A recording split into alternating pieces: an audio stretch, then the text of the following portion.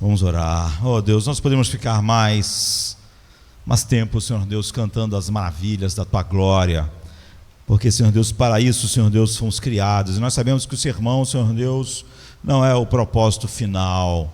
O propósito final é a adoração. Nós temos, Senhor Pai, que Te conhecer mais para adorarmos, Senhor Pai, mais adequadamente, para nossos corações estarem mais maravilhados, Senhor Pai, para nossos corações estarem mais capturados pela Tua beleza. Um dia, Senhor Pai, os sermãos cessarão, mas nós, Senhor Pai, fomos criados para Te louvar e Te bendizer e Te contemplar para todo sempre.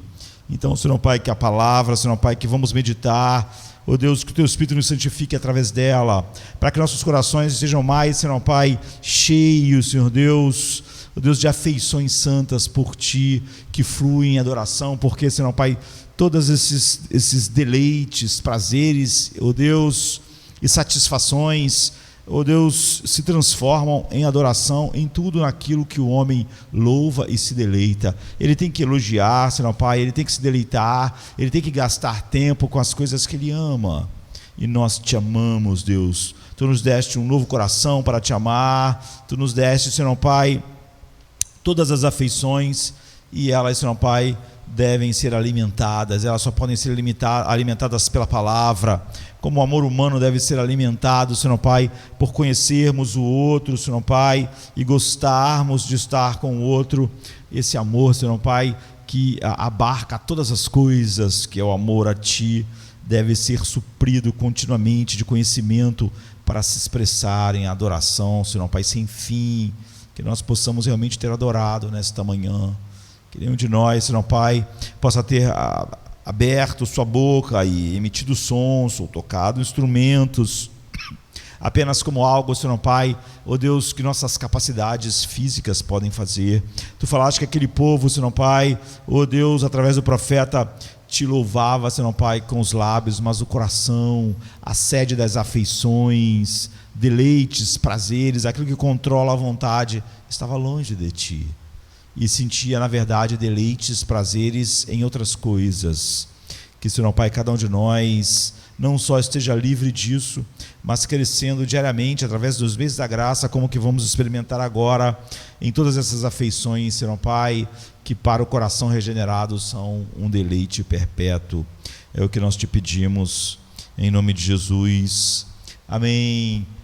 Em Lucas 23, 42... um dos ladrões estavam juntos com Jesus na sua morte, disse assim: lembra-te de mim quando entrares no Teu reino. Nós temos meditado no domingo passado de manhã e domingo à noite sobre a vida cruciforme. Eu disse que cruciforme é uma palavra não teológica, né, mas da arquitetura, não é? E quer dizer simplesmente em forma de cruz. E a vida de um homem regenerado, a vida de alguém que Deus realmente chamou, ela é cruciforme. A gente rouba essa palavra da arquitetura. Ela tem a forma de cruz. A arquitetura usa essa palavra porque as catedrais, não é? As igrejas, durante séculos, foram construídas em forma de cruz. Então ela tinha um formato da cruz, não é? Talvez a maior igreja do Rio, por exemplo, a igreja da Candelária, então ela é cruciforme. Quase todas são assim durante muitos séculos. E nós vimos que a cruz, ela não só nos salva, ela é o caminho do florescimento. O caminho do florescimento tem a forma da cruz. Nós não somos salvos pela cruz e depois a cruz é deixada de lado. Ela que nos forma. E nós vamos continuar falando a respeito disso.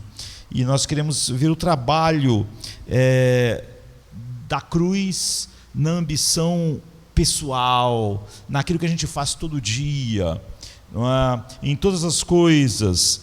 Então, Ingmar Bergman é considerado um dos maiores diretores de cinema que já existiu. Ele morreu em 2007, né? Nasceu lá perto do início do século passado.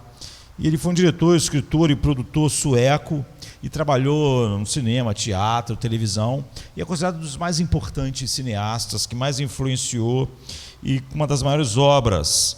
E ele cresceu sendo filho de um ministro, de um pastor luterano na Suécia, e embora ele, logo na sua infância, tenha ido aos poucos abandonando a fé, os filmes que ele fez foram profundamente explorações, pela influência, das grandes questões da nossa existência: amor, morte e Deus. Então esses temas são contínuos na obra de Ingmar Bergman, durante a sua vida. E tem uma obra dele, um filme famoso chamado O Sétimo Selo, que é sobre o Apocalipse, e foi lançado em 1957. E antes de ser lançado o filme, ele escreveu um ensaio a respeito disso. E nesse ensaio, ele diz algo muito interessante. Ele diz assim: as pessoas perguntam quais são as minhas intenções com meus filmes, meus objetivos. Eles perguntam. É uma pergunta difícil e perigosa, e costumo dar uma resposta evasiva. Tento dizer a verdade sobre a condição humana, a verdade que eu posso ver. Esta resposta parece satisfazer a todos os que fazem a pergunta, mas não é totalmente correta, não é totalmente verdadeira. Eu prefiro descrever o que gostaria que meu objetivo fosse. Há uma velha história de como a Catedral de Chartres foi construída.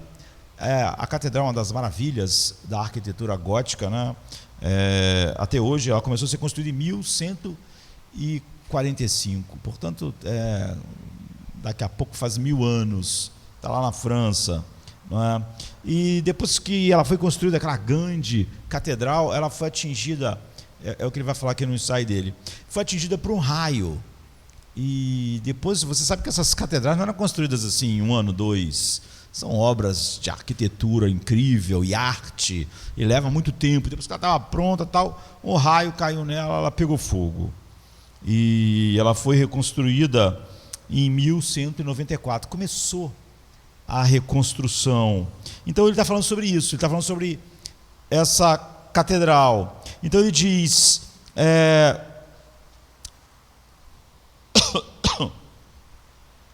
ela foi atingida por um raio e foi totalmente queimada. Em seguida, ele diz, milhares de pessoas vieram de todos os pontos cardeais, como uma procissão gigante de formigas, e juntas elas começaram a reconstruir a catedral em seu antigo local, no mesmo lugar. Eles trabalharam até a construção ser concluída. Mestres, construtores, artistas, operários, nobres, padres, burgueses, todo mundo, mas todos permaneceram anônimos. E ninguém sabe até hoje quem construiu a Catedral de Chartres. Ou seja, todos os artistas, todos os mestres, todos os engenheiros, todas as pessoas comuns foram como formigas para lá e falaram, vamos construir a catedral, vamos reconstruir. Todo mundo começou a trabalhar e levantar a catedral novamente, que está até hoje sendo uma das maiores riquezas da arquitetura e está no auge do período gótico, E ele fala sobre isso nesse ensaio, como todo mundo veio de todos os lugares, artistas, pintores, mestres, engenheiros, padres, burgueses, todo mundo, e construiu a catedral, e ninguém sabe quem construiu, porque todo mundo fez isso, assim, foi lá e fez.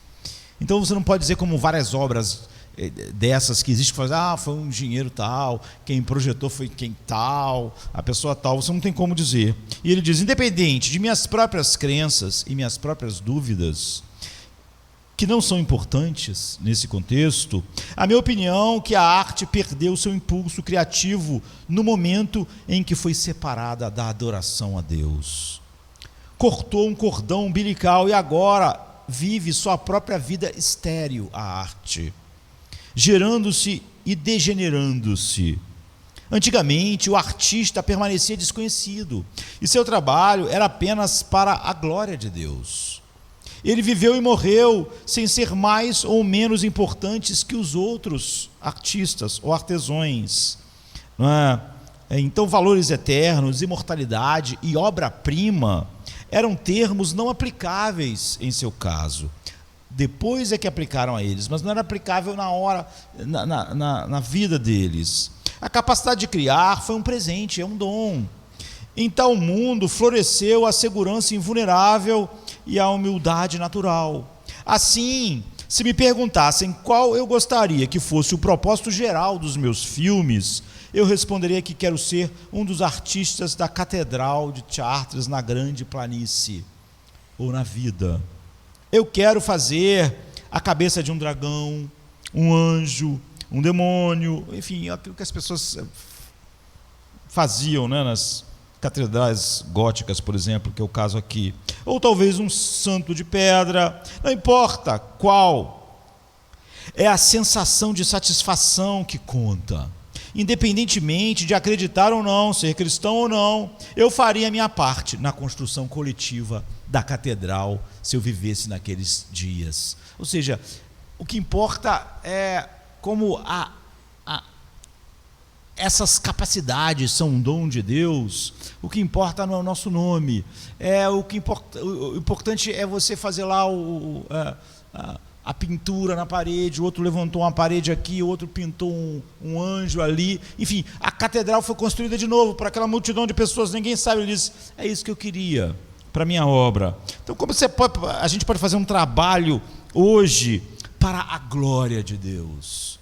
Porque ele diz isso, a arte se perdeu, ela se tornou algo estéril, ela quer produzir algo, mas ela produz algo ela é estéril para produzir, porque ela foi separada da adoração. Ela não é mais uma celebração da glória de Deus, ela é algo pessoal, é algo nosso. Nós não vemos mais como um presente as coisas que Deus deu para nós. Então, Ingmar Bergman está descrevendo sobre o seu processo criativo como um dos maiores diretores de cinema do mundo, mas sua parábola pode ser aplicada a qualquer uma das nossas vocações. Você é professor, você é médico, você trabalha num banco, você é funcionário público, você cuida em casa da sua casa, não importa qual seja a nossa ocupação, ele está aplicando isso. Você vê a como explicar o que devia impulsionar ele como cineasta, mas isso serve para tudo. A parábola que ele usou, não é uma parábola, a história que ele usou como parábola, né?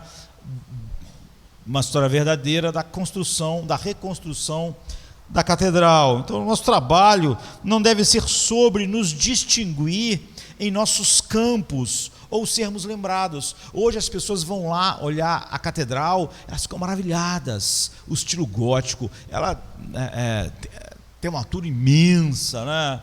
É largura de 46 metros. A catedral é magnífica. Agora, quem construiu? Não sabemos. Quem pintou aquele anjinho lá? Não sabemos. Quem fez aquele afresco maravilhoso? Nós não sabemos. Quem construiu essa coisa tão detalhada em mármore aqui? Não sabemos. É lindo, é maravilhoso, mas nós não sabemos quem fez. Ele diz, esse é o segredo. Então, por que fizeram tão bom e tão lindo, se ninguém ia saber que você fez aquela coisa maravilhosa? Porque ele diz, porque antes, nós, como recebíamos as coisas como um dom, nós queríamos fazer as coisas para a obra, para a glória de Deus. Então nós não tínhamos essas expressões, uma obra de arte, uma obra-prima. Essas coisas não estavam ligadas a nós.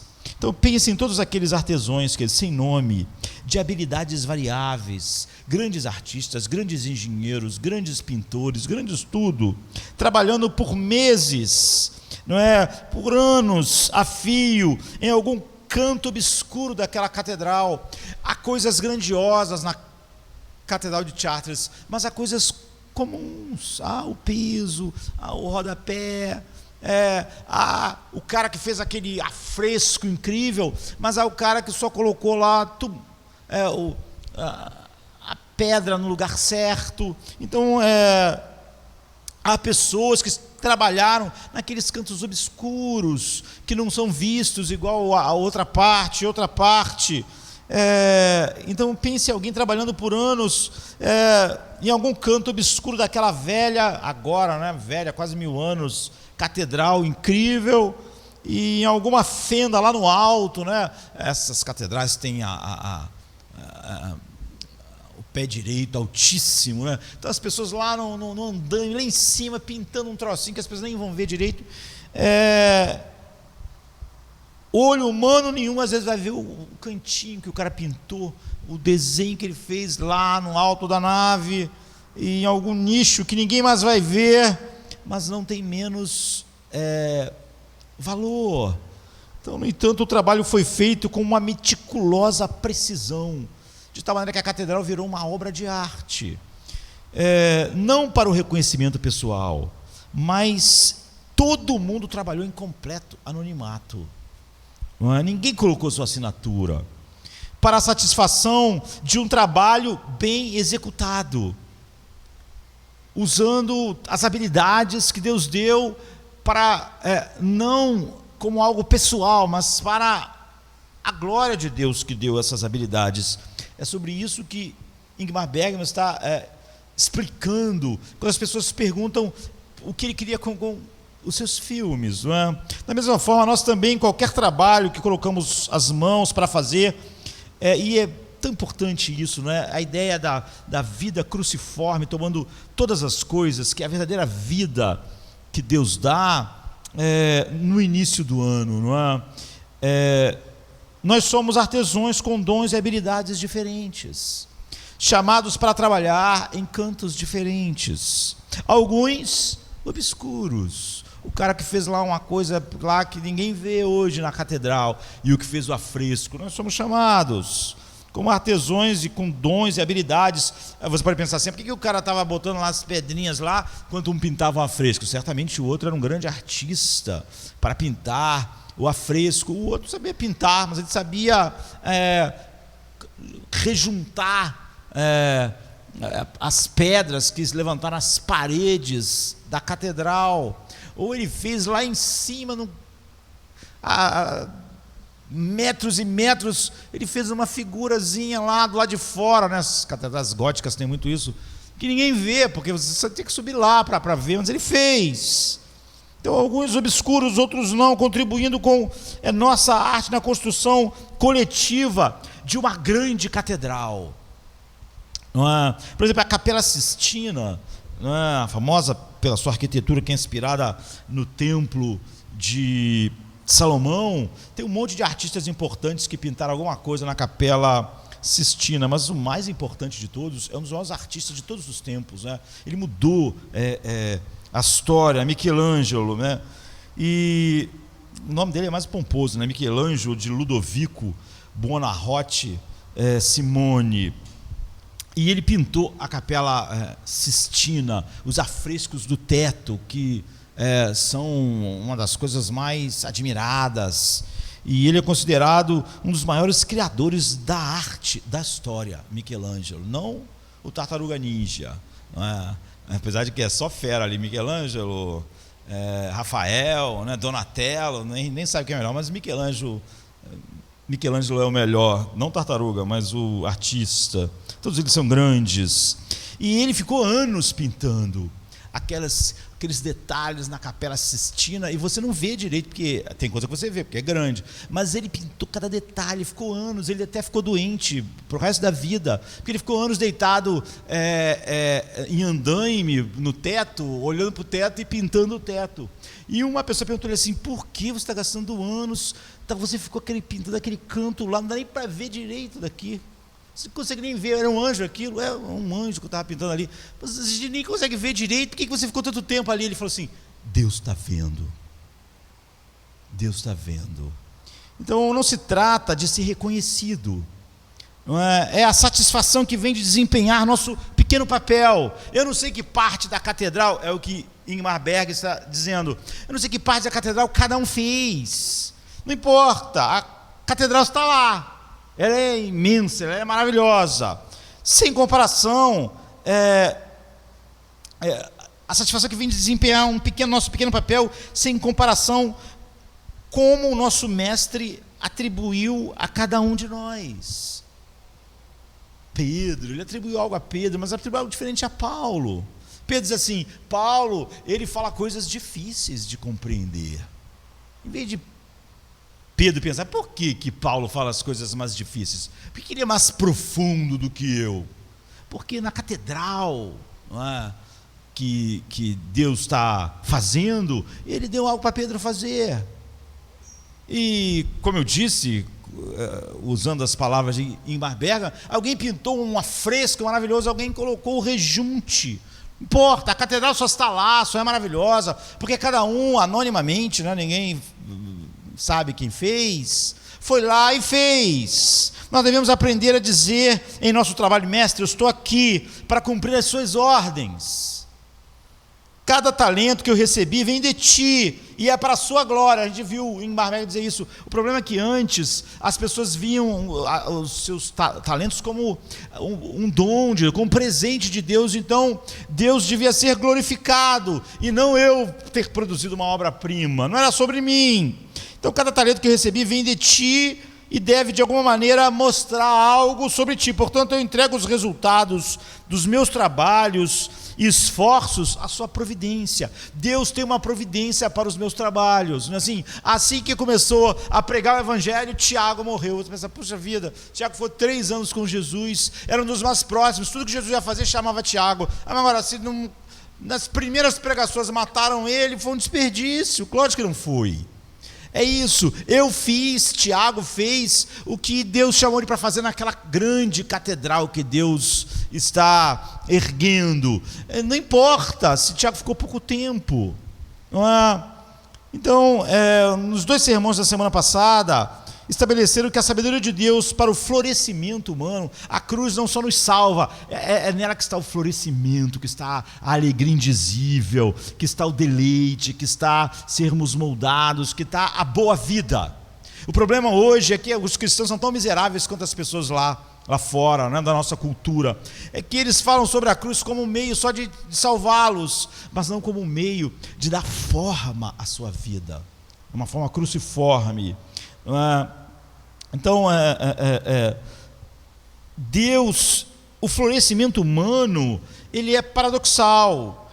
Brené Brown comenta que a etimologia da palavra paradoxo é instrutiva, não é? É a junção do prefixo grego e o verbo para contrário a, não é? Então, doken é aparecer ou pensar, e no latim ficou paradoxum, que significa aparentemente absurdo, mas realmente verdadeiro. Então parece não apenas contraintuitivo, né? Ou seja, naturalmente você não veria dessa forma, mas também é absurdo afirmar que o caminho para cima é para baixo, como Jesus diz. Não só parece absurdo, parece contraintuitivo. Você não quer chegar assim, que o caminho para cima é para baixo, que a dificuldade é o caminho para a paz, que a vida abundante surge pelo caminho quebrado do Calvário. Carl Jung, né, que é um dos tão importante para a psicanálise, para a psicologia quanto Freud, ele criou um dos mais conhecidos conceitos psicológicos, incluindo arquétipo. A gente usa um monte de expressões, né, inconsciente coletivo e complexo. Essa pessoa tem complexo.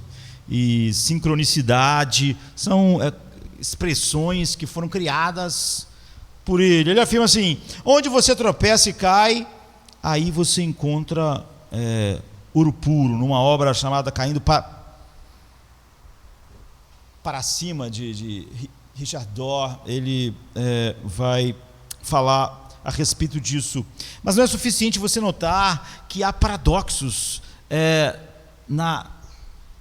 no caminho do florescimento, da paz, da alegria que a cruz nos dá. A sabedoria requer que você aprenda a viver por essas coisas. Esses paradoxos da cruz, você tem que morrer para viver, fica para as pessoas como um jogo de palavras que não tem um sentido. Eles acham até bonito, assim, legal isso, né? Mas o que quer dizer? Não sabemos. Isso pode parecer especialmente difícil em uma cidade como o Rio de Janeiro. Como a vida, que a gente poderia chamar de cruciforme, atrai uma multidão empenhada em trabalhar duro para fazer coisas com excelência, para aqueles que se esforçam para se diferenciar em seus respectivos campos de trabalho, de posição. A noção de uma vida cruciforme, ela traz para nós uma reação imediata. Eu disse que ela é contra-intuitiva. E alguém diz assim: você está dizendo que devemos parar de nos esforçar para fazer nosso melhor? Você está insinuando que devemos nos contentar com a mediocridade? Essa palavra até ganhou uma conotação negativa, né? É medíocre. Mas medíocre quer dizer médio, quer dizer que não é muito ruim nem bom, mas é comum, não é nada demais, está no meio. Se nós quisermos pensar na vida cruciforme como a sabedoria de Deus, para o florescimento humano, para você ter aquilo que a Bíblia chama de vida abundante, para você experimentar aquilo que a Bíblia chama de a paz, que excede a todo entendimento, para experimentar aquilo que Pedro chama de alegria indizível e cheia de glória, uma das perguntas é: o que dizer então do meu trabalho? Afinal, onde você passa grande parte da sua vida? No seu trabalho. Você passa 8 horas por dia exercendo alguma função específica. Dependendo do que a pessoa faz, ela passa o dia inteiro, enfim. Mas especificamente nós podemos também perguntar: o que é ambição? E existe um lugar para ambição na vida centrada na cruz, na vida que toma a forma da cruz. Existe um lugar para ambição? Em caso afirmativo, como seria a ambição moldada para a cruz? Porque como eu disse, cruciforme em forma de cruz. O teu casamento deve ser em forma de cruz, teu trabalho deve ser em forma de cruz. Você tem que aplicar a cruz a todas as coisas, de tal maneira que Paulo diz assim: o mundo está crucificado para mim, eu para o mundo. Eu não quero saber nada a não ser Cristo, ou seja, eu vou olhar tudo através da cruz, todas as coisas, meu trabalho, minha ambição. Se tudo, incluindo o nosso trabalho, deve agora ser reinterpretado à luz da cruz e tomar a sua forma, como seria a crucificação das nossas aspirações profissionais? Como seria a crucificação das nossas ambições? Como isso é doador de vida? Porque não parece doador de vida, não é? Quando nós falamos sobre a crucificação das nossas atividades profissionais, dos nossos dons e talentos, enfim, das nossas ambições, não parece algo bom, mas é o caminho do florescimento. Não é só o caminho de que leva uma pessoa da vida, em vez de ir para o inferno e para o céu, não, é o caminho que nos molda, como Cristo é. Então, se você é um tipo motivado, uma pessoa automotivada, do tipo máximo, está no ar ali, naturalmente competitiva, você pode ter pensado sobre essa questão antes. Um dos maiores artistas do século passado, Salvador Dalí, ele disse assim: aos 7 anos eu queria ser como Napoleão. Queria muito, mas ele continua assim: aos 7 anos eu queria ser como Napoleão, e minha ambição tem crescido constantemente desde essa idade. Ou seja, aos 7 ele já queria ser como Napoleão, ele já era um homem velho, A Vida Secreta de Salvador Dalí, o nome da obra. Então, ou talvez você não ache que esse tema se aplique a você. Você pense: talvez você não se considere o tipo de pessoa ambiciosa e suspeite daqueles que parecem ser. Mas não apenas aqueles que são obviamente e visivelmente orientados pela ambição é que devem admitir a ambição. Ambição, escreve um puritano famoso, diz respeito aos nossos objetivos na vida e aos nossos incentivos para buscá-los. A ambição de uma pessoa é o que a faz assinalar, deixar a sua marca, assinalar o seu ponto na vida. Ela revela a mola mestra das suas ações, suas motivações internas, suas motivações secretas. Então, pela definição, ambição não é algo desprezível. A ambição é uma coisa humana. Faz parte do nosso ser como criaturas que desejam. A ambição é inevitável, Porque os motivos são inevitáveis. Você tem que ter motivo para fazer o que você faz. Você pode estar aqui nesta manhã por um motivo. Todo mundo está aqui por um motivo, porque se você não houvesse motivo, você não seria movido. Agora, os seus motivos podem ser pecaminosos, pode ser simplesmente religiosos, pode ser o motivo que fez Judas seguir Jesus, mas também havia motivos que faziam João seguir Jesus. O problema, você vê, não é o motivo, não é a ambição que coloca tudo em troca, em andamento. Na verdade, todos nós somos ambiciosos à nossa maneira. É a ambição que faz você pegar o ônibus, pegar seu carro, ou ir trabalhar. Tem alguma coisa te impulsionando. Tem algum motivo que faz você fazer isso. Nós não podemos evitar. E nós necessariamente não temos que ter vergonha disso. Há um filme que conta a história de Bill Binney, que era um gerente geral de um pequeno mercado, não é? E ele mudou a forma como a liga principal de beisebol era jogado nos Estados Unidos, porque ele mudou a forma como os jogadores eram avaliados. Os olheiros tinham maneiras de avaliar os jogadores, mas ele criou um método de avaliar jogadores que era totalmente diferente, né, das estatísticas e do feeling que os olheiros, para recrutar jogador de beisebol nos Estados Unidos, como aqui futebol e qualquer esporte, faz. E a descoberta de Binney foi que apenas um número realmente importava. As pessoas usavam assim, uma quantidade enorme de informações sobre uma pessoa para saber, vai ser um grande jogador de beisebol. Ele chegou à conclusão, só um número importa. Todos os outros não importa. A ideia final é a corrida que marca os pontos. Você chegar na base. E eles chamavam de percentagem de base. É a chave. Então, esse filme no Brasil veio com o nome 2011, né? O Homem que Mudou o Jogo. E quem era o ator principal era Brad Pitt. E ele mudou a maneira, mas as pessoas não acreditaram. Ele pegou um time que não era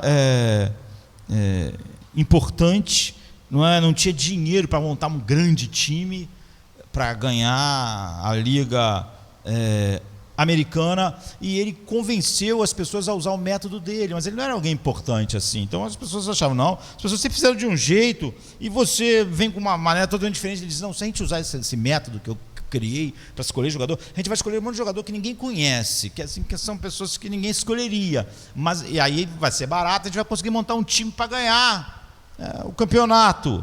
Então, na cena culminante da adaptação do cinematográfica de um livro, porque isso é um livro, Brad Pitt, que é o ator, está conversando com o proprietário de um time chamado Boston Red Sox, e o proprietário diz para ele assim, olha, isso é ameaçador, esse teu jeito esse teu método vai custar todos os olheiros, todas as pessoas um emprego, a maneira com que os clubes trabalham já há muito tempo vai ser perdida, então é óbvio que todo mundo reage mal a isso, a gente nem sabe se isso vai funcionar. E o fato é que ele é o homem que mudou o jogo, porque ele fez um time comum, de pessoas comuns, ir lá para cima. Quando formou o time, esse é o time que vai disputar a temporada. Então falou assim, quem são esses caras? Eles não vão ganhar nada. Mas ele, quando começou os jogos, perdia, ele não, mantém esses caras, mantém eles. Mas não está ganhando, porque tem aquele cara ali que é famoso, aquele jogador famoso, ele está atrapalhando, ele não está dentro desse método, ele não preenche o requisito. Até convencido de tirar o craque do time e botar só aqueles desconhecidos, o time não decolou. Então, se você se tornou cristão ou começou a levar a sua fé a sério em determinado ponto, depois de ter sido criado na igreja, ou seja, você foi regenerado, essa sensação de ameaça começa sempre a ser familiar a você. Depois de Benny, todo mundo teve que ver o beisebol diferente. E é isso que ameaçava todo mundo vai ter que olhar para tudo de maneira diferente, mas todo mundo olhou sempre da mesma forma. Então, ao lado da maravilhosa sensação de uma nova descoberta, quando você finalmente chega no reino de Deus, existe também um sentimento que só pode ser descrito como traumático, desorientador. Você descobre que Billy Bane fez pelo beisebol o que Jesus fez pela nossa vida. Lá no beisebol, ele é um homem que mudou o jogo. Então, ele é uma ameaça a todo o nosso antigo modo de olhar para o trabalho, para o casamento, para as nossas ambições, para o que nos motiva. Ele nos obriga a olhar todas essas coisas de uma outra maneira, de uma maneira cruciforme. Jesus vira a estrutura motivacional nossa de cabeça para baixo. Ele diz: esses motivos estão errados. O motivo para você orar, esse motivo aí está errado, isso aí é contraintuitivo. É por isso que as pessoas achavam que os fariseus eram os caras melhores da sociedade, os mais santos, os que mais liam a Bíblia. E Jesus diz: são hipócritas, eles não são o que parecem. Jesus estava virando tudo de cabeça para baixo, estava fazendo as pessoas reverem. As motivações deles são péssimas. Eles querem coisas que afastam eles de Deus. Eles estão buscando a Deus. São as pessoas que você conhece que mais buscam a Deus, então eles não estão buscando a Deus nada. As motivações deles estão totalmente erradas. E a derrubada da sua estrutura motivacional é totalmente desorientadora, não é? E, para dizer no mínimo. Então, quando eu, Josemar, me tornei um cristão, de fato, eu fui criado na igreja, né? Mas há um momento em que as coisas acontecem. Uma pergunta que me atormentava era essa: o que eu devo fazer agora com toda essa movimentação? A ambição não é buscar glória para si mesmo, não é isso que a ambição é. Em seu evangelho, João habilmente transmite que cada um de nós é ambicioso. Todo mundo é ambicioso aqui, todo mundo é ambicioso em todo lugar. E nesse capítulo, 7 vezes no capítulo 12, João menciona a glória. Ele diz: está todo mundo buscando glória. Todo mundo é ambicioso por uma coisa, glória. Todo mundo que João está descrevendo lá, a multidão, os fariseus, Jesus, está todo mundo buscando glória. Então ele menciona 7 vezes a palavra glória. E eu estou sem relógio, o relógio lá, ele não está funcionando, não tenho a menor ideia de que horas são. Todas as cenas estão de uma forma ou de outra, todos em cena estão de uma forma ou de outra buscando glória, até Jesus, nesse capítulo. Ali a principal é o versículo 43, onde João faz algo em comum. Obrigado, João, você salvou a igreja. Você salvou a mim também, mas salvou a igreja inteira. Você foi um tipo de Jesus assim, que salva a igreja. Ia ficar aqui até o milênio falando. Então, João puxa o véu sobre os motivos mais íntimos do caráter de todo mundo. E João revela que algumas das autoridades acreditavam em Jesus. Alguns dos fariseus, eles chegaram à conclusão: é o Messias. Caramba, ele é mesmo, ele é quem ele diz que ele é. Mas a Bíblia diz: mas temendo como sua profissão de fé pública afetaria seu status e reputação, eles decidiram manter eles fizeram da fé uma coisa privada. Acredito que ele é o Messias. Se eu ficar falando publicamente que eu acredito nisso, eu vou perder meu lugar na sinagoga, meu negócio não vai bem, as pessoas vão me achar estúpido, aqueles lá vão me achar irrelevante, a cultura não vai me aceitar. Então eu vou seguir. Esses caras fizeram o seguinte: nós vamos ser cristãos, só a gente que sabe. A gente vai acreditar nele, ele é o Messias. Já chegamos a essa conclusão. Ele é realmente quem ele diz que é, mas a gente não pode se associar a isso de uma maneira pública. Sabe, a cara de hoje que diz que a fé é uma coisa privada. Cara, é em casa, mas na escola não, no trabalho não, ali não, porque pode trazer problema. Então eles chegaram a essa conclusão, mas Jesus falou algo dessas pessoas. Jesus diz assim, Jesus expõe os motivos ocultos. Eles acreditaram, é o Messias.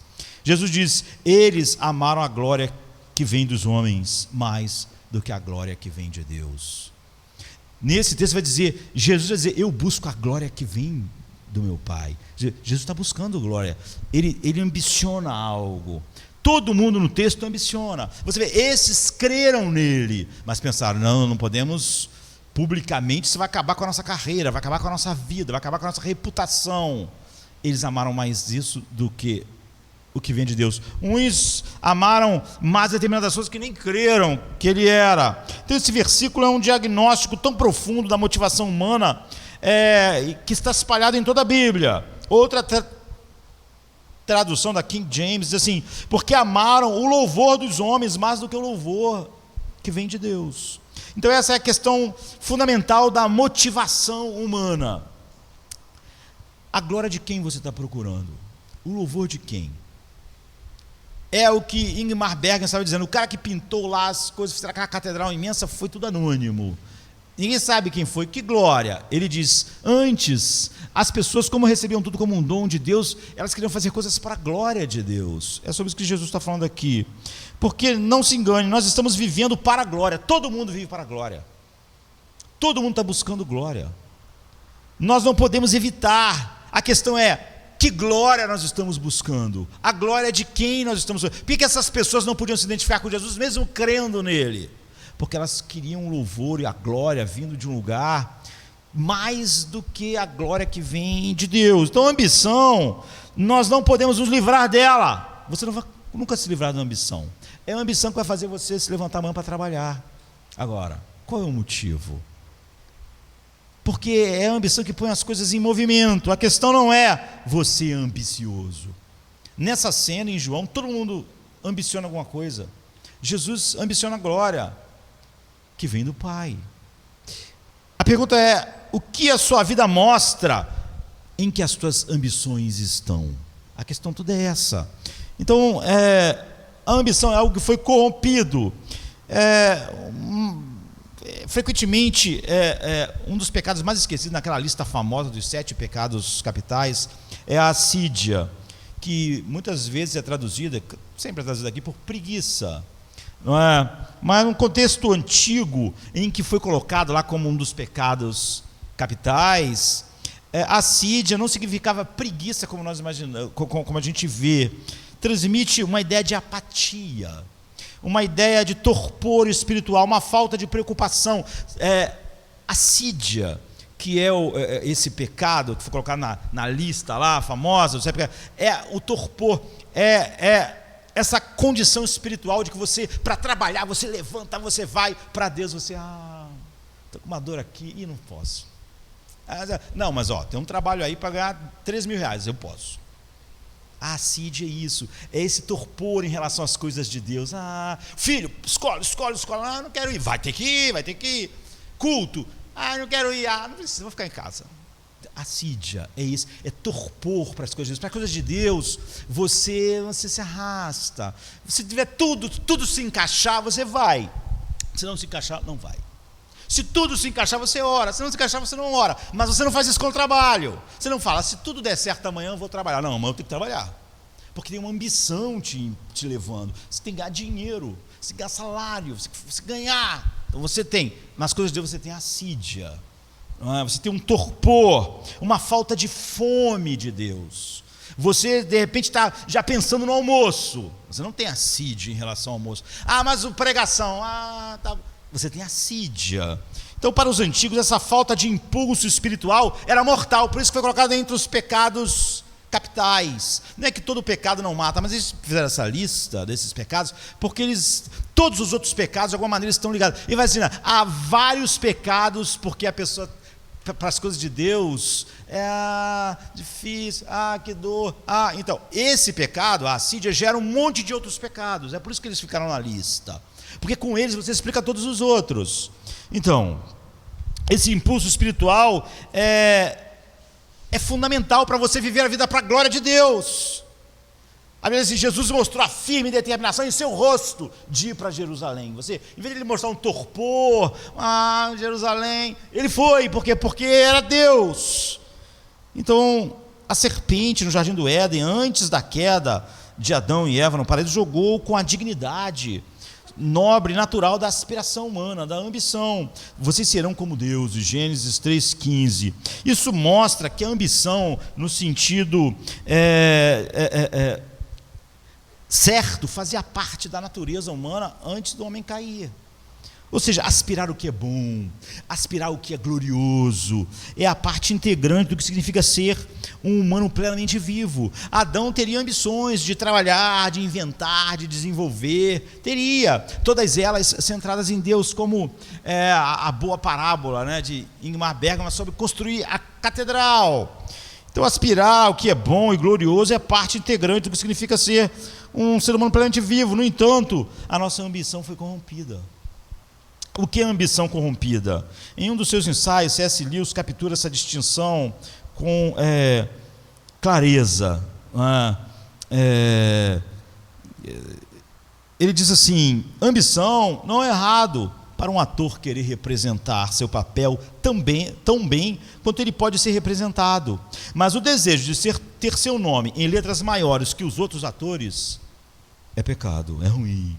É uma ambição corrompida. Ele ter a coisa assim: eu sou um artista, eu tenho que fazer esse papel aqui da melhor maneira possível. Isso é bom.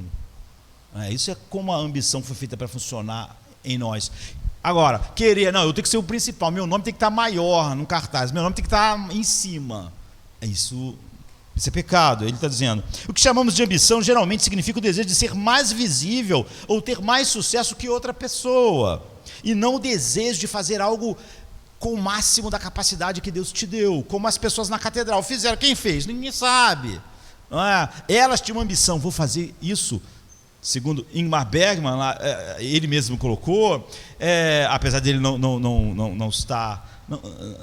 ser um cristão, apesar do pai dele ter sido pastor, na infância ele diz: a glória de Deus era o que fazia o cara pintar o anjo, que ninguém ia ver quase, ou colocar a pedra. Esse elemento competitivo na ambição é aquilo que a queda fez. É perfeitamente razoável querer dançar bem, ou ter uma aparência boa e não relaxada, mas quando o desejo dominante, C.S. está dizendo, é dançar melhor do que alguém, ou parecer mais belo que os outros, quando você começa a sentir que se os outros dançarem melhor, você não se sente feliz, ou você não se empolga: que arte, como essa pessoa dança maravilhosamente, isso começa a te incomodar. Quando você tira isso, então a ambição é mortal. Então é o pecado, é a ambição como a queda, como o pecado afetou todas as coisas que já existiam em nós, é assim.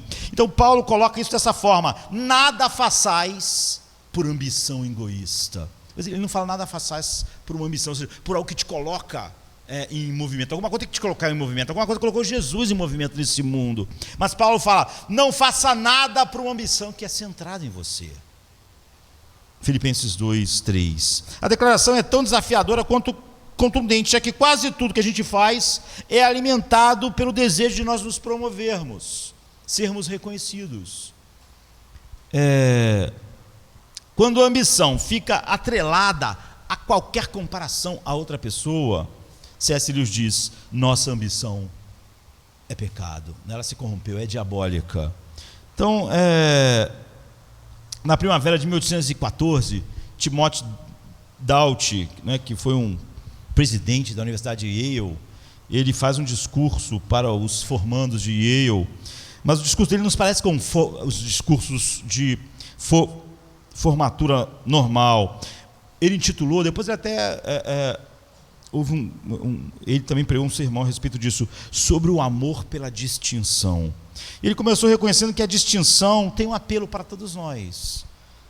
Quem não deseja se destacar aos olhos dos outros? Ele pergunta. Ele continua assim, falando para a turma de formandos daquele ano na Universidade de Yale: o egoísmo é pequeno e vil em sua natureza, mas nenhuma paixão e nenhuma busca são absolutamente egoístas, são mais absolutamente egoístas do que o amor pela distinção. Quão terrível deve ser o relato dado sobre a vida gasto apenas em trabalhar para adquirir distinção, reconhecimento. Entre todas as paixões que enganam, ameaçam, amolectar a mente, nada é mais hostil à sua paz, nada te torna mais cego, nada mais delirante do que o amor à distinção. É isso que torna você cego, é isso que torna você hostil às outras pessoas, você se sente ameaçado. Então, hoje em dia, nada parece mais comum ou menos terrível do que o apelo para você se destacar e ser reconhecido. Você não só tem isso naturalmente como aquilo que o pecado trouxe, mas como a nossa cultura diz para você, você tem que se destacar, você tem que ser reconhecido. Então, seja você mesmo e divulgue isso. No entanto, este amor à distinção, esta ambição egoísta, é o que Paulo falou, não façam nada por ambição egoísta. Se tudo que você fizer, você quer fazer bem feito, porque você quer ser reconhecido, porque você quer ter o seu nome, então isso é pecado. Se você não perceber isso, o apóstolo Paulo está dizendo, você não entendeu o que é uma vida cruciforme, você tem que crucificar sua ambição. A ambição em si não é ruim, é o que fazia Paulo ser quem ele era. Mas o que estava? Que glória ele estava procurando? É a sabedoria de baixo, que é marcada por, Tiago diz, inveja e ambição egoísta. A Bíblia chama não apenas de uma ambição não espiritual. Ele diz assim, Tiago 3, 14, 15, ela é demoníaca. Uau, né? Não podia usar a palavra mais pesada. Essa é a ambição satânica. Aquilo que é o oposto do que Paulo diz, nada façais por ambição. É a ambição que vai te botar em movimento, todo mundo. Mas nada façais por uma ambição que tem alguma coisa a ver com você. Se tentarmos esculpir nosso próprio significado, olhem para mim, olha como eu sou bom no que eu estou fazendo, olha como eu pinto esse anjo aqui na Catedral de Chartres melhor que ninguém, olha o anjo dele, não está tão bom quanto o meu. Lá quando, em 2021, quando o pastor mencionar a catedral, certamente meu anjo vai ganhar um destaque, porque quem pintou um anjo como eu? Isso está fadado a nos exaurir, mas também a nos desintegrar na nossa humanidade. Isso nos desumaniza. Todos os problemas que as pessoas têm estão ligados a isso. Essa pessoa não me reconheceu, essa pessoa não me tratou assim, eu fiz isso, mas não aconteceu aquilo. Ambição egoísta. Mas você pode ver a tensão. Nós somos irreprimivelmente ambiciosos, não tem jeito, você vai ser ambicioso. Pilatos tinha uma ambição, por isso ele mandou matar Jesus. Paulo tinha uma ambição, por isso ele morreu por causa de Jesus. A questão não é se você vai ser ambicioso. Pilatos é ambicioso. Ali, na morte de Jesus, todo mundo é ambicioso. Todas as pessoas que estão lá, agindo de maneiras muito diferentes. Então, nossa ambição pode ser curada? Sim. Mas para que nossa ambição seja curada, ela deve, mais cedo ou mais tarde, gradualmente, ser dolorosamente crucificada. É assim que seremos libertos da corrupção da nossa ambição, que se corrompeu em todos os homens. Essa crucificação geralmente acontece no lugar onde nossa ambição é mais dramaticamente revelada. Então, o que revela mais a sua ambição? É lá que ela deve ser crucificada. Nosso trabalho, nosso chamado, nossos dons, como nós gastamos nosso tempo e a nossa paixão. Esse é o lugar, esse é o Gólgota da nossa ambição. Se você é um pai, é uma mãe, professor, treinador, escritor, médico, corretor de imóveis, sei lá, você pode ser qualquer coisa. A crucificação da sua ambição acontece por meio da crucificação no seu chamado. A crucificação da minha ambição deve ser no pastorado, deve ser no que eu faço, nas coisas que eu faço. Então, por exemplo, Josemar é pastor, a cura da ambição virá por meio da crucificação do meu ministério.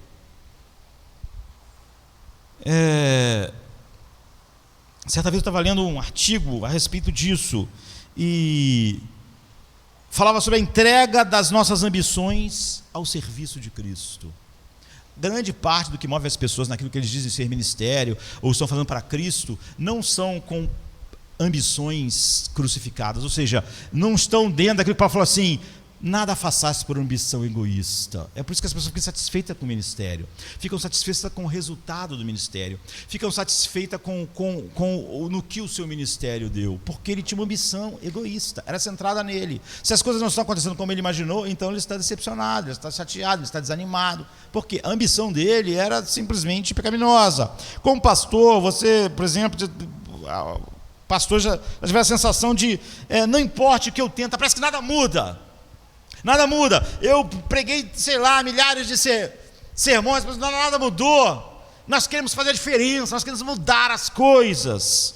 Isso porque os ministérios em si, nosso ministério não muda nada nem, porque o nosso ministério não é redentor, queridos. O teu trabalho como médico não é redentor. Teu trabalho como professor não é redentor. Você acha que, como professor queria mudar as coisas, não mudam, porque o teu trabalho não é redentor. Eles não dependem de você, somente o ministério de Jesus é redentor. Ele é o redentor. Jesus tem que aparecer. Ele disse que a tentativa de ser um pastor eficaz é um grande problema. Eu só devia querer ser um pastor e fazer o que Deus mandou fazer na catedral. Mas o problema é que eu quero ser o que eu quero ser, eu quero ter os resultados que eu imaginei que quero ser. Isso é ambição egoísta. Ele afirma radicalmente que os ministérios precisam ser crucificados. Teu trabalho, tua profissão precisa ser crucificada, teu casamento. Você acha que a gente fala assim, eu quero quando sair desse mundo deixar um mundo melhor, eu quero ter redimido o mundo de alguma forma. Quero deixar a minha marca, não é? Então a rendição vem por meio da consciência difícil e lenta de que você deve ser deslocado, dolorosamente deslocado do centro do seu próprio ministério, do centro do seu talento, do centro da sua profissão, até o ponto que você percebe, não é meu ministério, não é meu talento, não é meu, essas coisas não são minhas. Ingmar Bergman disse, quando todo mundo achava que todas as coisas que tinham era algo que Deus deu, então eles só tinham o propósito de glorificar a Deus com aquilo, mas agora não, as coisas mudaram. O meu chamado e vida pertence a Jesus, esse é o ministério de Jesus, é a família dele, é o emprego dele, é o dinheiro dele, é a vida dele, não é minha. Alguém pode pensar que esse desafio se aplica mais ao ministério do que aos negócios ou a finanças, mas, por exemplo, quem escreveu esse artigo que eu estava lendo é o dono de um banco, era um banqueiro, e é difícil perseguir a crucificação da sua ambição em qualquer ambiente que incentive a recompensa do oposto, que é o que a nossa cultura faz, e que está na cultura e está na igreja, não importa a sua carreira, você deve ser deslocado do centro, você não pode ser o centro da sua carreira. Se eu for o centro da minha carreira vai trazer um monte de problema. Minha vida espiritual tem muita dificuldade porque minha carreira, está vendo? Se o centro da carreira não fosse eu mesmo, certamente ela não me atrapalharia em viver para Cristo. Caso contrário, você nunca será capaz de afrouxar o controle. Você nunca vai ser capaz de encontrar descanso que a cruz traz. Nosso desejo de distinção, de justificar nossas vidas, de nosso trabalho deixar uma marca,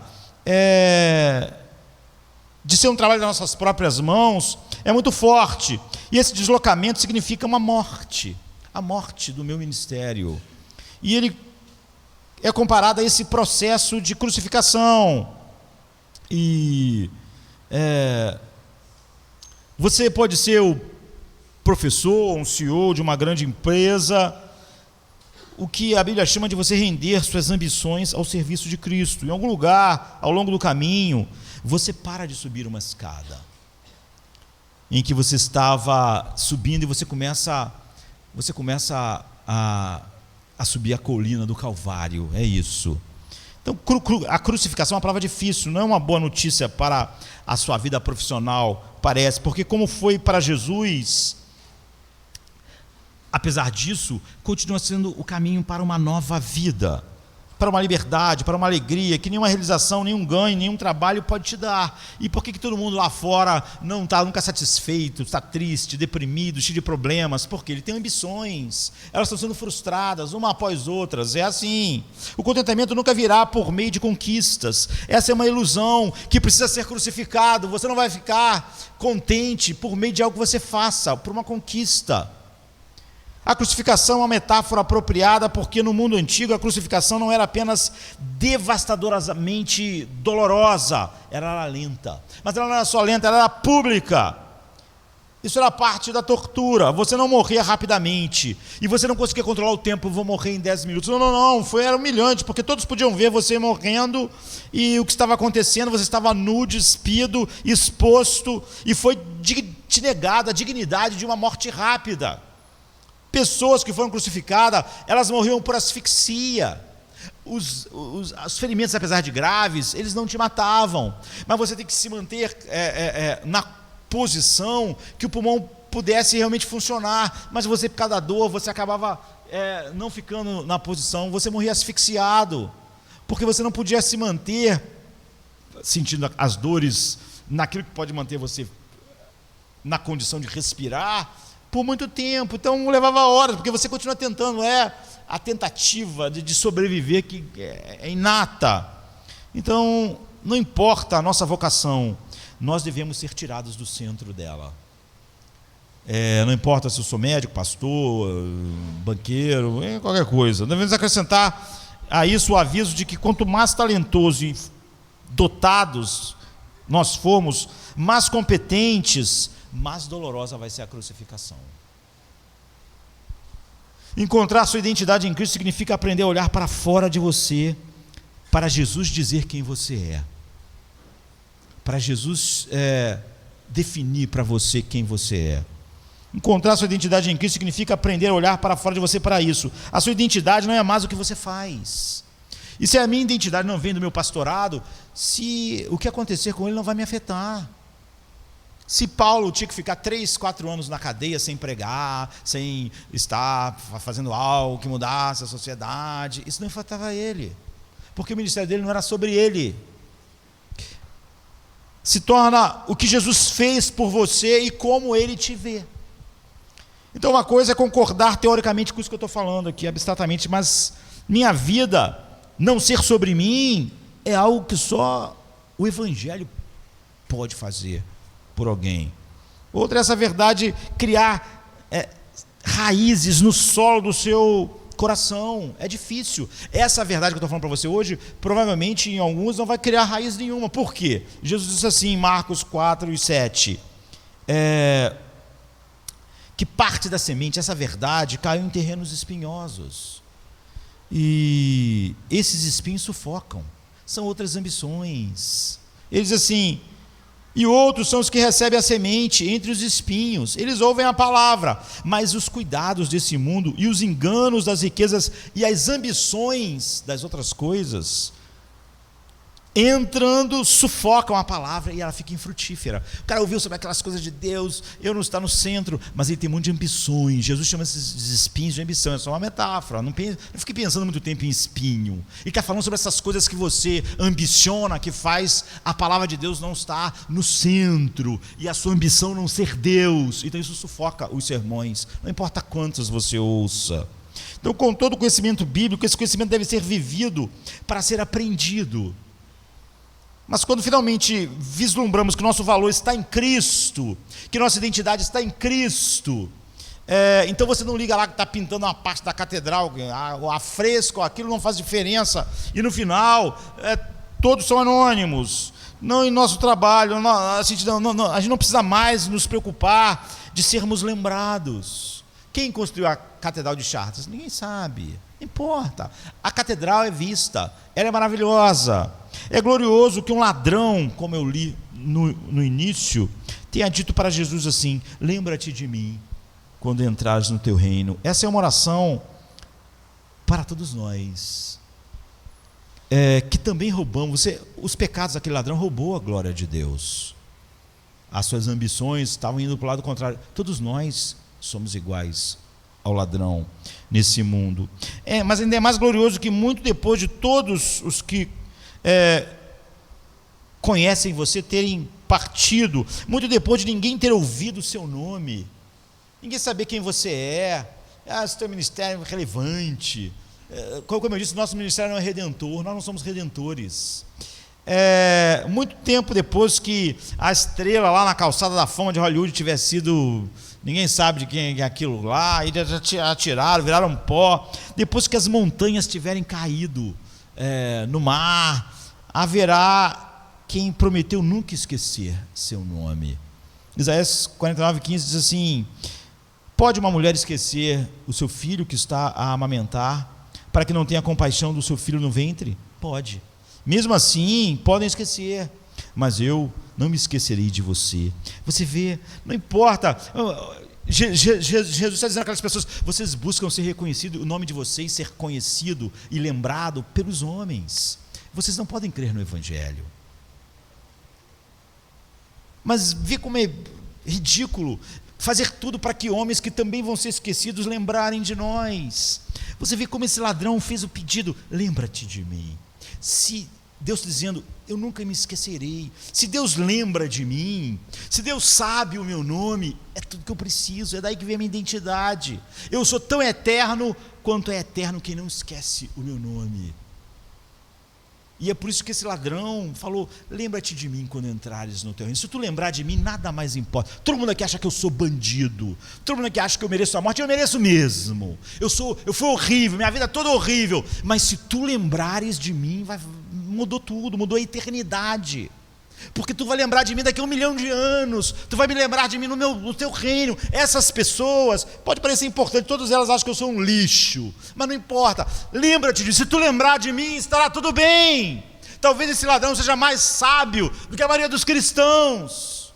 Certamente era mais sábio do que aqueles fariseus que creram em Jesus, mas não queriam se associar, porque as pessoas que eles conheciam iam ver eles, iam esquecer eles, o nome deles.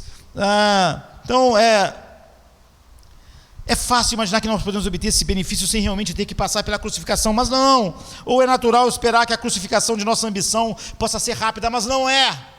Nenhuma crucificação é rápida. No entanto, como já dissemos, uma das partes mais difíceis da crucificação é que quem estava morrendo, não controlava o tempo da sua morte. Aquilo se tornou um espetáculo. Mas enquanto esperamos que Deus faça a sua obra profunda, existem algumas maneiras de considerarmos a ambição, não é? E o primeiro teste da ambição é: você está satisfeito com o seu trabalho? Com o que você faz? Com o que você chama de aquilo que Deus está fazendo através de você? Ou com a sua vida profissional? Enfim, o contentamento é a melhor medida para saber se a sua ambição é egoísta ou crucificada. Quando seus planos ou sonhos não dão certo, especialmente na área dos seus maiores dons e suas maiores paixões, como as coisas não saíram como você esperava, como está o seu contentamento? Este é um teste, eu diria, do cadinho. Existe um descontentamento sagrado. É quando você olha para o mundo e vê as coisas que não são como Deus gostaria que fosse. Esse é o único descontentamento sagrado. Isso não devia ser assim. Deus não quer que seja assim. Só devia ter coisas na tua vida que te causassem descontentamento, porque são coisas que Deus não queria que fossem daquela forma. Então, quando você olha para o mundo e vê coisas que não são como Deus gostaria que fossem, você devia se sentir um descontentamento. Você sente essa indignação justa crescendo em você. Mas na maioria das vezes nosso descontentamento sinaliza que nós fomos desagradados, que nossos sonhos foram desagradados, que nossos sonhos de ministério, que nossos sonhos para a vida profissional, que nossos sonhos de casamento, eles foram desagradados. Não aconteceu como a gente queria e nós estamos descontentes. Quando as coisas estavam indo do nosso jeito, era fácil dizer, sabe? Meu casamento não é sobre mim, porque ele está funcionando. Minha carreira não é sobre mim, está funcionando. Não é sobre mim. Meu talento não é sobre mim, porque eu estou sendo reconhecido. Quando tudo isso desmorona, é que eu sei se aquilo era sobre mim ou não. Paulo podia dizer: pregar nas igrejas não é sobre mim, é sobre Cristo. Mas então, quando ele ficou 5 anos na cadeia, é que ia testar se era de verdade. Se ele ficasse descontente, se ele não pudesse dizer na cadeia para os filipenses: eu estou contente, então é verdade, de fato, o ministério dele não era sobre ele. Mas nossos verdadeiros motivos são expostos quando nossas esperanças são frustradas. Se você tinha uma esperança ministerial, ela é frustrada, então é agora que nós vamos ver se era sobre Cristo. Se você tem uma esperança profissional, emocional, que não foi, então é agora que nós vamos ver. Se o seu trabalho é realmente para a glória de Deus, você pode fazer o seu melhor e confiar os resultados a Deus. Vou fazer o que tiver que ser feito e Deus, é sobre Ele. É sobre Ele. Quando a ambição pessoal está sendo curada, você está aprendendo a se contentar na abundância e na necessidade, como Paulo disse em Filipenses 4, 11 e 12, porque você entregou os resultados à sábia providência de Deus. Eu vou pintar aqui, vou botar o rodapé da catedral. Eu estou satisfeito. Por que eu não vou pintar o à frente? Porque não importa. A sábia providência de Deus me colocou aqui, colocando essas pedras. A misericórdia dele fez isso. A dor que você sente ao liberar os resultados em face da decepção é a dor da sua crucificação ambiciosa, pecaminosa. Quando você sente a dor onde você é melhor, acontece mais, não é? Você sente a dor do não reconhecimento, do resultado que não é o que você imaginava. Então, se você é alguém que está sendo levado pelo Espírito Santo a essa vida cruciforme, a ambição está sendo crucificada. O Salmo 94 diz assim: bem-aventurado é o homem a quem tu castigas, disciplinas, ó Senhor, e a quem ensinas a tua lei, para lhes dares descanso dos dias maus, até que se abra a cova para os ímpios. Esse é o primeiro teste. O segundo teste é como você enfrenta o fracasso, ou como você enfrenta ser visto como um fracasso pelas outras pessoas, o que às vezes é pior, né? Então, em o Caminho do Dragão, um livro que eu li, muito antigo, um dos autores argumenta que os líderes de igreja evangélica podem pregar uma mensagem de confiar somente em Cristo, mas na maioria das vezes ele está dizendo: nosso ministério e métodos sugerem que estamos confiando em nossos próprios dons, talentos, e medindo o sucesso por contar e comparar. Contamos e comparamos, a gente acha um fracasso e tal. Então, ao ser entrevistado por um livro que falava sobre o mesmo assunto, J. Packer, que morreu há pouco tempo, agora em 2020, um dos maiores teólogos, certamente do último século, ele diz assim: na vida cristã e no ministério, a fraqueza é o caminho. O caminho da fraqueza tem dois aspectos. Uma é o que o mundo observador vê como fraco, no sentido de ser limitado e inadequado. O segundo aspecto é que você mesmo está muito consciente de ser limitado e inadequado. Então, J. Packer não finge que a fraqueza é simplesmente uma postura assumida para a eficácia. Eu tenho que ser fraco para conseguir ser eficaz. Não, você se sentirá fraco, diz ele, e os outros verão você como limitado e inadequado, porque você é mesmo.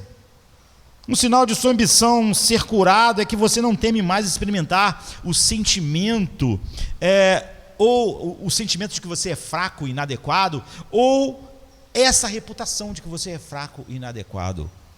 Você pressiona sobre isso, você se vangloria na fraqueza, nesse fato.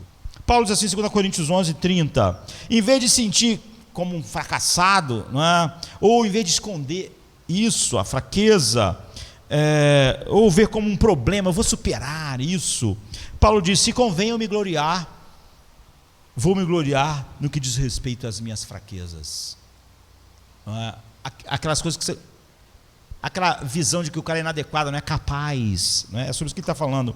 Esperamos que isso seja um consolo, se você sentir que é um fracasso em seu trabalho, você não atingiu aquilo que a ambição dizia, que você poderia até dizer que era centrado em Cristo, mas a cada fracasso é uma morte, né?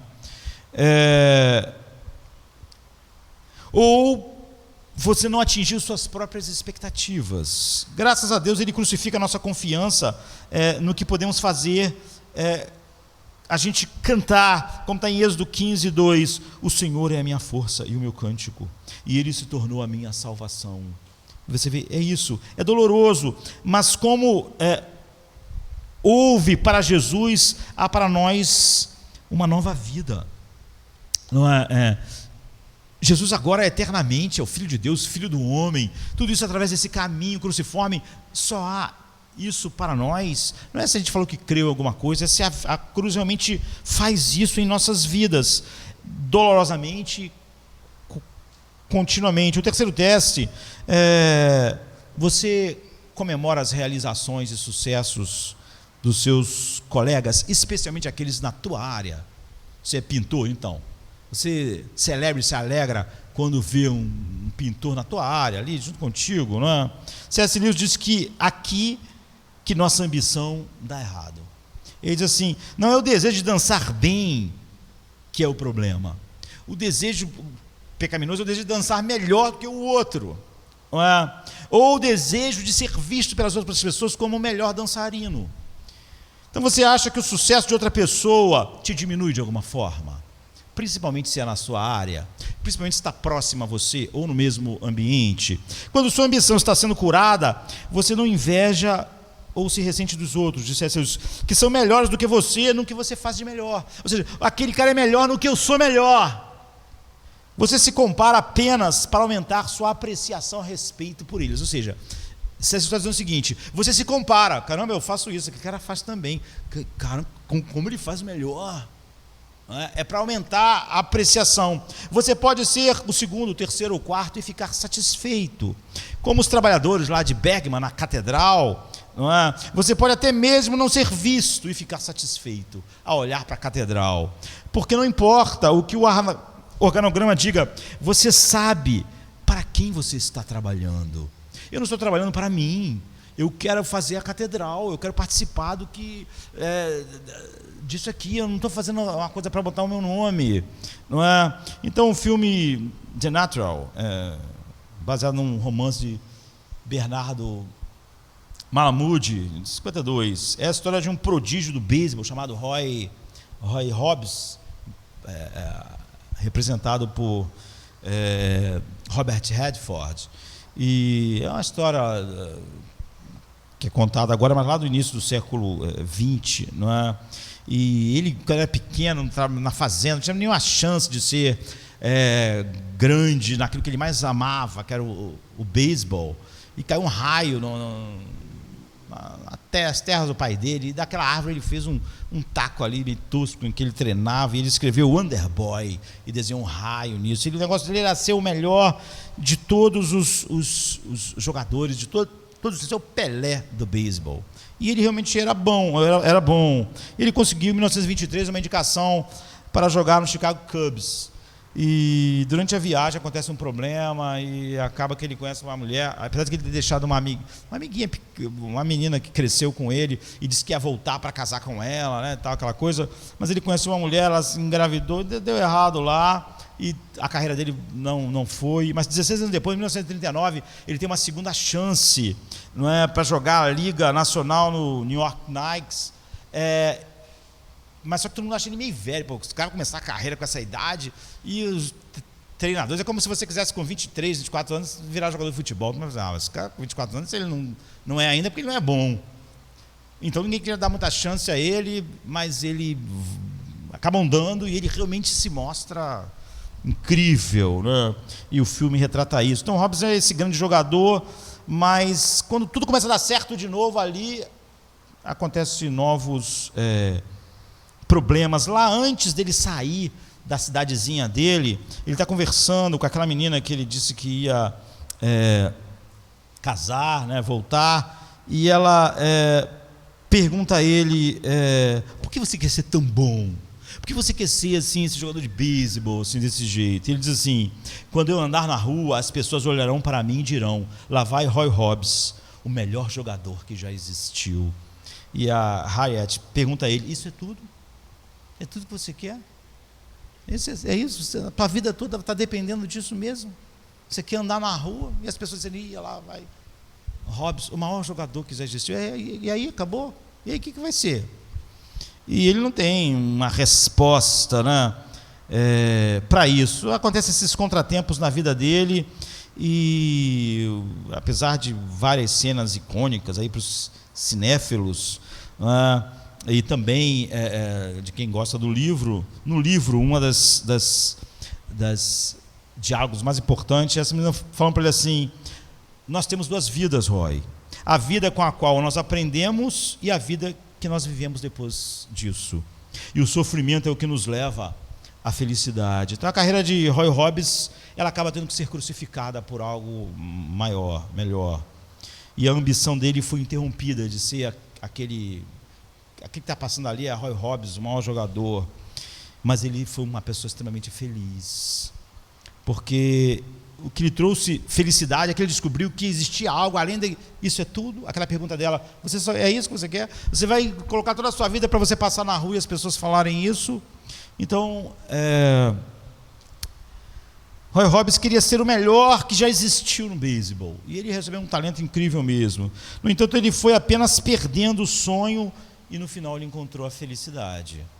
Então a lição é que nós não devemos tentar ser melhores. Ele não devia tentar aqueles talentos que ele tinha. Onde isso deixa o impulso para a excelência? Devemos apenas nos contentar, como eu disse, com a mediocridade, não com a excelência. Vale observar a melhor maneira de nós usarmos essa palavra cotidianamente. O desejo de Roy era ser o melhor jogador que já existiu. É o desejo de ser reconhecido como melhor do que qualquer outra pessoa. Você vê, o desejo dele, o impulso, não era pela excelência, era a comparação, era aquilo que Paulo chamou de não faças nada por ambição egoísta. O que ele queria mesmo, o que ele queria não era se alegrar e dizer, caramba, Deus me deu um talento para jogar beisebol, eu vou usar o máximo, eu vou mostrar. O que ele queria era que as pessoas falassem, esse é o melhor que Jesus, ou seja, em comparação com os outros, eu sou melhor. Isso não é excelência. Quando a pessoa diz assim, mas a vida é crucificada, então não vai fazer eu ser excelente. Não tem nada a ver com excelência. O problema é que a gente chama de excelência, buscar excelência. O que a gente busca é ser melhor do que as outras pessoas. Ele queria ser o melhor jogador que já existiu, e não o mais excelente, no sentido de que ele usou tudo, ele nasceu com aquelas habilidades que Deus deu a ele. Então vale a pena observar melhor a maneira que a gente usa a linguagem. O desejo dele era ser melhor, e esse desejo é o desejo de ser reconhecido como melhor, e não o desejo de jogar beisebol com excelência. Seu motivo não era alcançar a excelência em si, mas era a rivalidade com os outros jogadores de beisebol. Isso é diferente do desejo de dar o melhor de si. Por exemplo, no filme Carruagens de Fogo, que fala sobre Eric Liddell, né, e outras pessoas, mas ele é o foco, ele ganha a medalha, ele não quis correr no domingo, e ele é rápido, mas ele, desde cedo, os pais deles criaram ele no evangelho, ele queria ser missionário na China, ele vai morrer lá. Mas ele está correndo na Olimpíada de 24, e a irmã dele começa a ficar preocupada, porque ele estava estudando, estava fazendo a universidade de Cambridge, mas ele queria ser missionário na China, e a irmã sabia, e tem uma hora que ela pergunta a ele, Eric, por que você vai para a Olimpíada, porque para isso tudo você vai ser missionário na China? Ele dizia, você, mas então por que você vai correr? Porque Deus me fez rápido, Deus me fez rápido. Eu quero correr para a glória de Deus, eu quero ser rápido, porque Ele me fez rápido.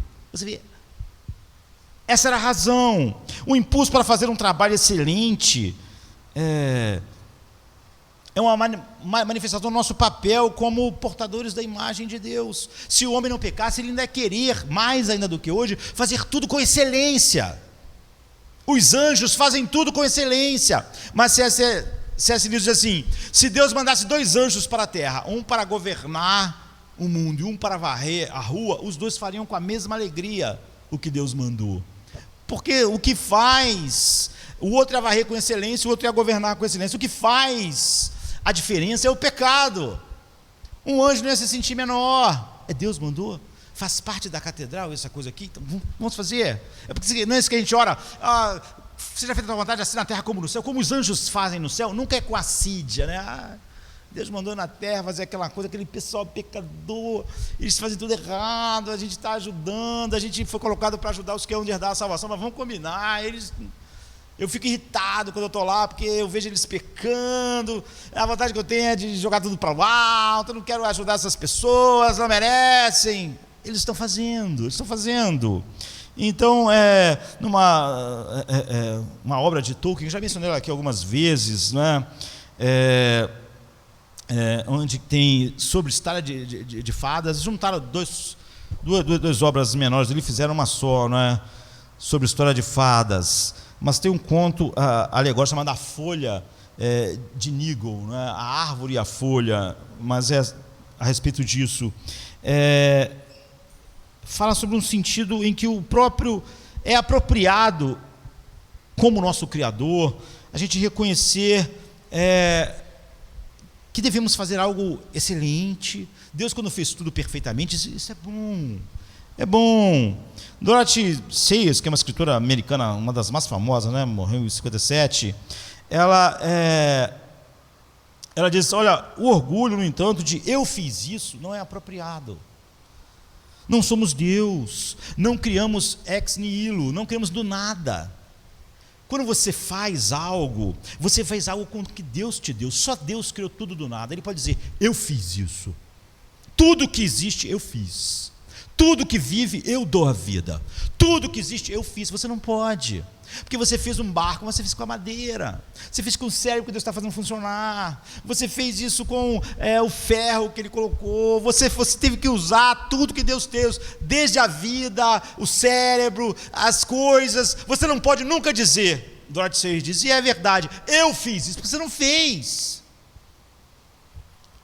Estamos usando as habilidades que Deus deu, estamos usando os materiais que Deus deu, estamos usando a mente que Deus deu, nele nós vivemos, existimos, nos movemos. Então você não fez, é por isso que Nabucodonosor, quando disse, eu construí a grande Babilônia, Deus disse, você vai pastar com os bois, você não fez nada. Eu te dei, vou tirar, uma das coisas que eu te dou, entre tantas coisas, é a tua sanidade. Eu vou tirar a tua sanidade, até a sanidade. Você vai ver que quando eu tirar o dom da sanidade, você vai comer com boi, você vira um bicho, você não fez nada.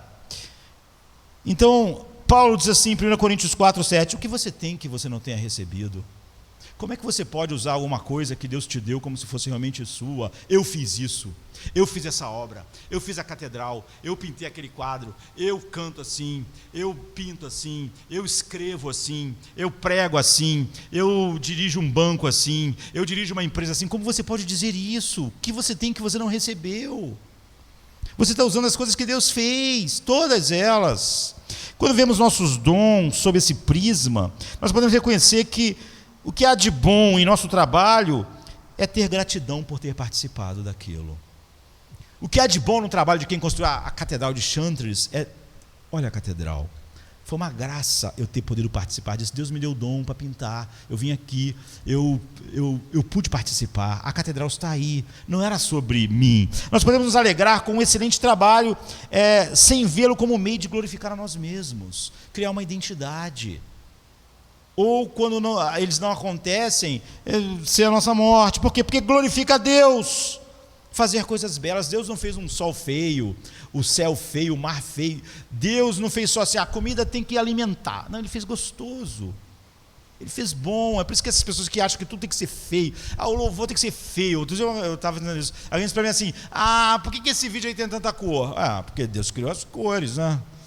Porque se fosse tudo preto era melhor. Como assim? Então vai viver dentro da caverna. Não diga que o sol é lindo, porque o sol é lindo porque é cheio de cor. Deus não tem medo da beleza, Ele que criou.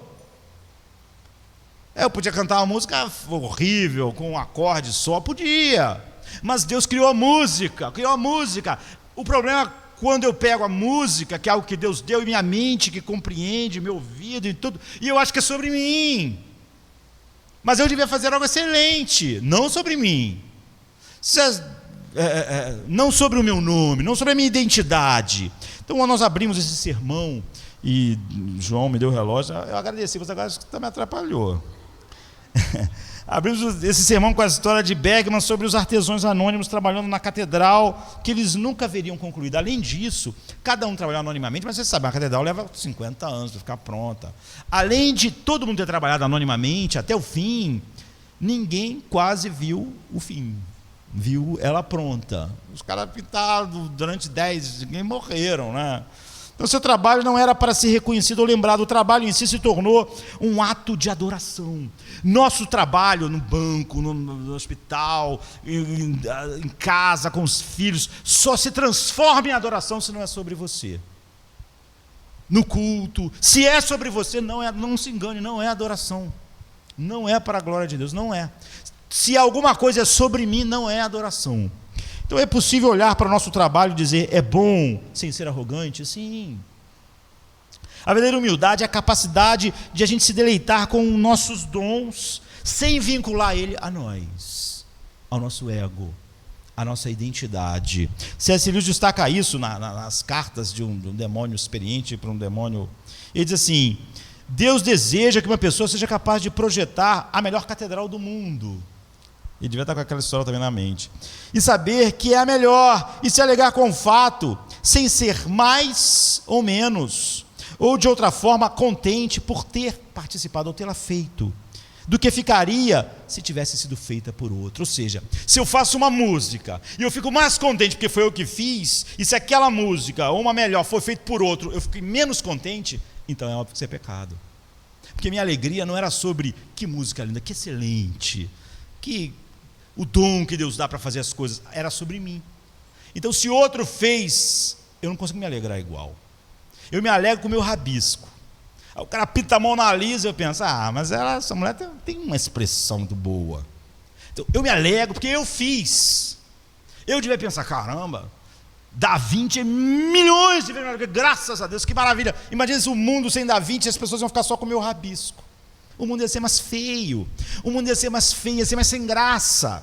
Se o mundo só tivesse a voz de Josemar, então o mundo ia ser mais sem graça. Mas então Deus deu uma pessoa que nem serviu a ele, ao Fred Mercury, uma voz incrível. Que maravilha, maravilhoso, Deus é bom, olha como Deus pode criar uma voz. Olha a voz que Deus deu ao meu irmão. Se todas as vozes do mundo fossem igual à minha, ia ser um mundo mais triste. Ia ser um mundo cinza. Mas Deus deu o quê? Deus encheu de cores o mundo. Eu estou feliz no mundo cheio de cores. Eu não preferia um mundo cinza, para que o meu cinza um pouco mais escuro se destacasse, fosse reconhecido como a cor mais bonita. É o que? É o cinza dele. Não, eu gosto que tenha bilhões de cores, porque Deus fez essas coisas. É o que C.S. Lewis está dizendo. Essa é a postura do trabalho cruciforme. O meu trabalho tem a forma da cruz. Assim, Pedro pode se alegrar com Paulo e dizer: caramba, o que ele escreve é difícil, por quê? Porque é profundo. Eu não escrevo coisas assim. Mas o que seria o evangelho sem o apóstolo Paulo? Se a revelação que Deus deu a ele, em vez de eu não me alegrar, porque em vez da revelação ser dada a mim, ter sido dada a Paulo, eu me prostro e digo: Deus, graças a Deus pela tua revelação através do apóstolo Paulo.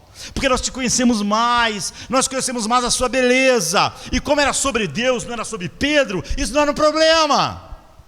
Essa é a postura do trabalho cruciforme. Não fazer as coisas para que nossos nomes sejam lembrados. Você sabe que em Babel o problema era esse: eles construíram uma torre, é óbvio que eles nunca iam chegar no céu, mas eles falaram assim: vamos construir uma torre para fazer o nosso nome célebre, para que ele seja reconhecido e lembrado, para que a gente não seja esquecido. Na verdade, a torre de Babel é cada coisa na nossa vida que a gente faz para ser célebre, para ser lembrado, para ser reconhecido, para ser admirado. Então, criar coisas belas porque elas são belas e boas é o que nós devemos fazer com excelência. E C.S. Lewis continua: da mesma forma, Deus quer que ele, no final, seja tão livre de qualquer preconceito em seu próprio favor, que ele possa se alegrar com seus próprios talentos, com a mesma franqueza e gratidão dos talentos do seu próximo. Ou um nascer do sol, ou um elefante, ou uma cascata. Ele quer que cada homem, a longo prazo, seja capaz de reconhecer todas as criaturas, e até ele mesmo, como coisas gloriosas que ele fez. Ele quer matar seu amor próprio animal o mais rápido possível, mas é a sua política de longo prazo restaurar a eles um novo tipo de amor próprio, um amor e gratidão por todos, incluindo aquilo que Deus fez nele. Quando aprenderem realmente a amar o próximo como a si mesmos, perfeitamente, então eles terão permissão para amar a si mesmos como eles amam o próximo. Não é maravilhoso? Então voltaremos a esse tema hoje, se Deus quiser. Por enquanto, há uma outra questão prática, não é, que deve ser abordada, e a gente fez alguns testes, 3 na verdade, né, da ambição, e vimos a ambição, que é a ambição de fazer as coisas bem, com excelência, não é ruim, e existia antes do pecado. Mas como nossa ambição pode ser curada para que possa ser corretamente ordenada como Deus deseja, para ter a forma cruciforme. É sobre isso que nós queremos falar hoje à noite. A cruz não é só o que nos salva, ela faz nós vermos a vida de maneira totalmente diferente. Ou então a cruz de Cristo não é o que molda a minha vida. Ou então eu não me glorio na cruz. A cruz não é só aquilo que vem antes da glória. A cruz é através da cruz que essa glória vem, e a cruz para sempre está lá. Sabe, não é aquela coisa assim: depois eu vou trocar minha cruz pela coroa. Jesus, de certa forma, nunca vai fazer isso. Esquece a cruz agora vamos pensar na coroa. Para sempre ele é o cordeiro que foi com você, porque Ele glorificou o Pai morrendo na cruz. Ele não glorificou o Pai apesar da cruz. Não. Ele disse: glorifica o seu nome, Pai. E Deus disse: eu vou glorificar, então eu vou morrer. A cruz é parte da glória de Cristo. Jesus, ele você vê o que ele não é por um tempo para depois ser algo melhor. Ele não é humilde agora para depois ser grande. Jesus hoje, no trono da glória, é manso e humilde de coração. Esse não era um caminho ruim para chegar ao bom. Esse era o bom. O caminho da cruz, o caminho cruciforme, o caminho que é formado pela cruz, é o caminho bom. Nós achamos que essa é a parte ruim da humildade, da humilhação, para depois alcançarmos algo, quando na verdade nós vamos descobrir que ser manso e humilde de coração é o céu. Jesus pode estar num contexto totalmente diferente do que está no mundo, mas ele não é diferente do que ele era. Aquelas belezas que foram mostradas através da cruz, através da vida dele no mundo, não são belezas que são coisas que ele abraçou como coisas ruins para depois abandonar. Ele é assim. Ele não teve por usurpação ser igual a Deus, não se apegou a isso. Ele é assim. Ele é Deus. E é assim que a palavra de Deus deve nos forjar, em formato de cruz, uma vida cruciforme. Nós devemos crucificar nossa ambição, ou seja, olhar ela claramente à luz da cruz, e deixar a cruz fazer o seu trabalho, em nosso trabalho, em nosso casamento, nossas relações. A cruz dá forma a tudo. É por isso que Paulo diz: eu não quero pregar mais nada a não ser Cristo e este crucificado. Não é que ele não ia pregar sobre tudo, ele disse: eu vou olhar para tudo através da cruz. Eu não vou olhar para nada fora da cruz. Vamos ficar de pé.